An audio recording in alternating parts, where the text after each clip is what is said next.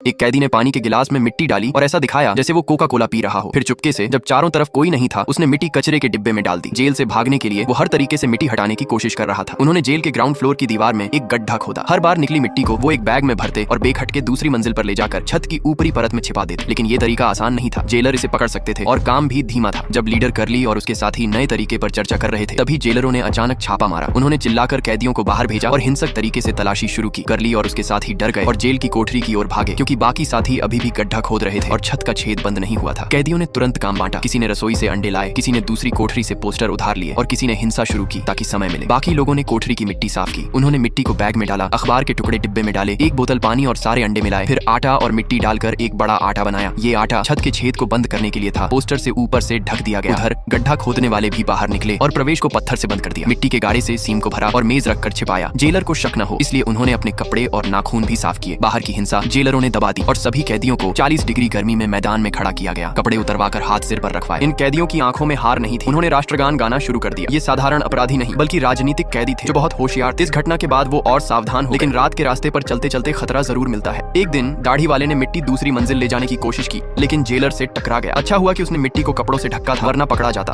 खतरे को कम करने के लिए उन्होंने ऊपर नीचे की कोठरियों को जोड़ा और मिट्टी को पहले नीचे से ऊपर फिर छत की परत में शिफ्ट किया। इससे मिट्टी का ट्रांसफर तेज हुआ, लेकिन गड्ढा खोदना अभी भी धीमा था। 2 महीने में सिर्फ 2 मीटर ही खोदा गया। इतनी रफ्तार से तो सालों लग जाएंगे। इसलिए उन्होंने और लोगों को, भरोसेमंद कैदियों को जोड़ा। टीम बढ़ने से गड्ढा खोदने का समय 1 से 4 राउंड हो गया। हर राउंड 3 घंटे, यानी दिन में 12 घंटे काम। रोज सैकड़ों किलो मिट्टी निकलती, लेकिन छत की जगह काफी। शक से बचने के लिए वो थके हुए नहीं दिखते। रोज व्यायाम और सामाजिक गतिविधियों में हिस्सा ले। लेकिन गड्ढा गहरा होने पर एक दिन साथी अंदर बेहोश हो गया। टीम ने उसे बाहर खींचकर बचाया। तब पता चला कि गहराई में ऑक्सीजन कम हो रही है। छोटी दाढ़ी वाले ने मुलाकात के दौरान बाहर से प्लास्टिक बैग और वर्कशॉप से मोटर मंगाई। शर्त ये कि उसे भी भगा ले। मोटर में पंखा लगाकर और प्लास्टिक पाइप से ऑक्सीजन भेजी गई। साथ ही तार और बल्ब लगाकर रोशनी की। इस तरह 500 दिन की मेहनत के बाद गड्ढा जेल के बाहर पहुंचा। बाहर के साथी ने लाल स्याही देखकर एग्जिट पक्का किया, लेकिन मुलाकात में खबर आई कि एग्जिट सुरक्षित जगह से 15 मीटर दूर है, जो जेल की दीवार के पास। बहुत खतरनाक। सुरक्षा के लिए और खोदना पड़ा। तभी भूकंप आ गया। जेल में अफरा तफरी मच गई। गड्ढा गिरने की कगार पर था। सब मैदान में भागे। जेलरों ने गिनती की तो शक हुआ। गड्ढा खोदने वाले ने पैर मोचने का बहाना बनाया और बाहर आया, लेकिन जेलर संदेह में पड़ गए। एक कैदी को परिवार की धमकी देकर जेलर ने करली की निगरानी के लिए लगाया। उधर कोठरी टीम ने गड्ढा चेक किया। कुछ जगह कमजोर थी। एक और झटका आने पर सारा मेहनत बेकार हो सकता था। इसलिए उन्होंने रात की मूवी शो के दौरान भागने का प्लान बनाया। रात को मूवी देखते वक्त वो चुपके से कोठरी गए, कपड़े बदले और गड्ढे में उतरे। बाहर के साथी ने निशान खोदा, लेकिन जेलर का खरीदा हुआ गद्दार शक में पड़ गया। वो कोठरी देखने गया, लेकिन व्हील चेयर वाला दोस्त, जो पैर से लाचार था और नहीं भाग सकता था, ने उसे रोका। गद्दार ने उसे धक्का देकर गिराया। कोठरी में सिर्फ लंबे बाल वाला बचा, जो अभी गड्ढे में नहीं उतरा था।